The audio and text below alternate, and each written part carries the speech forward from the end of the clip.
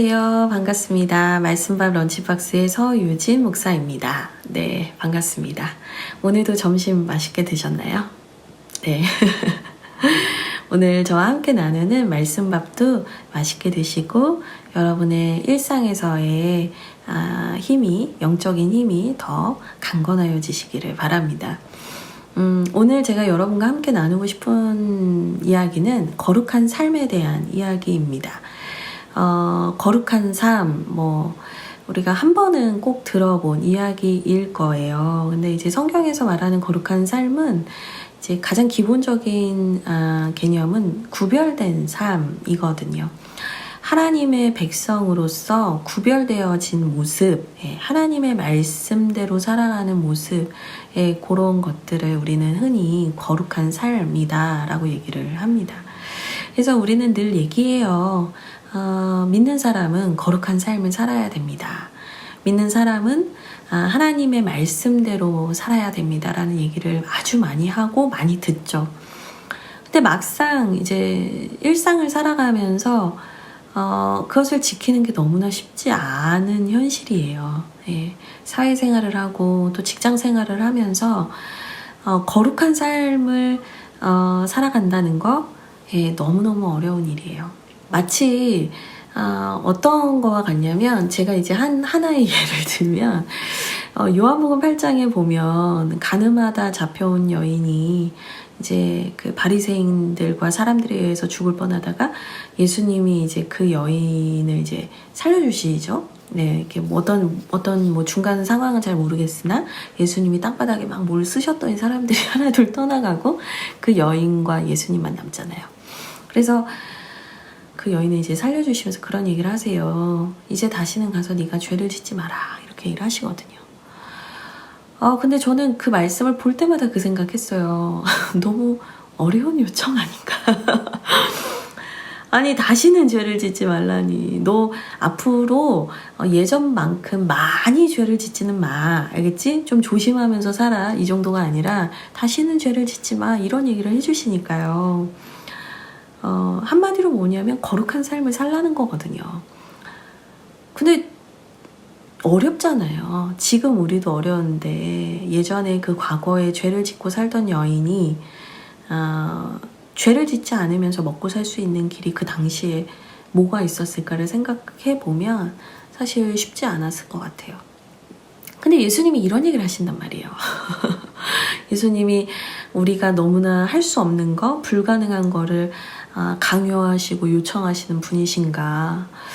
도대체 이 의미가 뭘까 종종 저도 이런 고민을 했던 것 같아요. 근데 이제 저 같은 경우는 그 요한복음 8장 12절에서 저는 이런 말씀을 통해서 그 예수님의 의도를 발견을 했었는데요. 12절에 이런 말씀이 나와요. 예수께서 또 말씀하여 이르시되 나는 세상의 빛이니 나를 따르는 자는 어둠에 다니지 아니하고 생명의 빛을 얻으리라. 아멘. 이런 말씀이에요. 그러니까 뭐냐면 예수님께서 거룩한 삶을 네가 앞으로 살아가려면 네 의지와 네 노력으로 네가 안 된다는 거 알잖아. 근데 13절의 핵심, 나를 따르면, 나는 세상의 빛인데 네가 나를 따르면 어둠에 다니지 않고 생명의 빛을 얻을 거다 라는 말씀을 하세요. 그러니까 예수님의 말씀은 뭐냐면 내가 어둠에 가지 않으려고 막 노력하면서 사는 게 아니라 생명의 빛이신 예수님을 바라보고 집중하고 그분을 따라가다 보면 내가 자연스럽게 죄와 멀어지게 된다라는 말씀인 거죠. 그분과 동행하고 그분의 임재 안에서 사는 훈련들을 통해서 우리가 죄를 미워하게 되고 예전에는 아무렇지도 않았던 행동들이 이제는 부끄러워지고 이제는 거북해지고 이제는 싫어지는 빛을 가까이 했더니 그런 새로운 변화들이 일어난다라는 거죠. 그러니까 예수님이 그 여인한테 너 앞으로 다시는 죄 짓지 마 라고 말씀하신 게 너 잘하는지 지켜볼 거야. 내가 이런 은혜를 줬는데 너 이런 것도 못해? 이런 게 아니라는 거죠. 오히려 더 우리가 부정적인 것을 막 제거하려는 노력이 아니라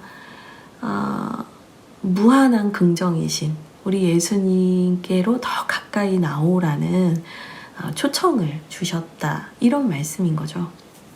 저희도 이제 거룩한 삶에 대한 고민을 하다 보면 하나님 제가 거짓말하지 않게 해주세요. 하나님 제가 누군가를 미워하지 않게 해주세요. 하나님 제가 회식 때 술을 먹지 않게 해주세요. 하나님 제가 회계장부를 조작하지 않게 해주세요. 이런 않게 해주세요. 않게 해주세요. 않게 해주세요.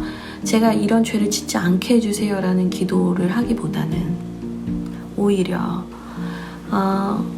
생명의 빛이신 주님 제 안에 오셔서 제 마음을 밝혀주시고 제 안에 어두운 것들을 드러내주시고 주님이 저와 항상 함께 해주셔서 주님이 제 손을 꼭 붙잡고 어디든 가주셔서 주님이 저를 지켜주세요 라는 기도로 이제 바꾸라는 초청의 말씀이라고 저는 해석을 해요. 우리가 정말 거룩한 존재가 될 수 있는가? 저는 나로서는 안 된다라고 생각해요.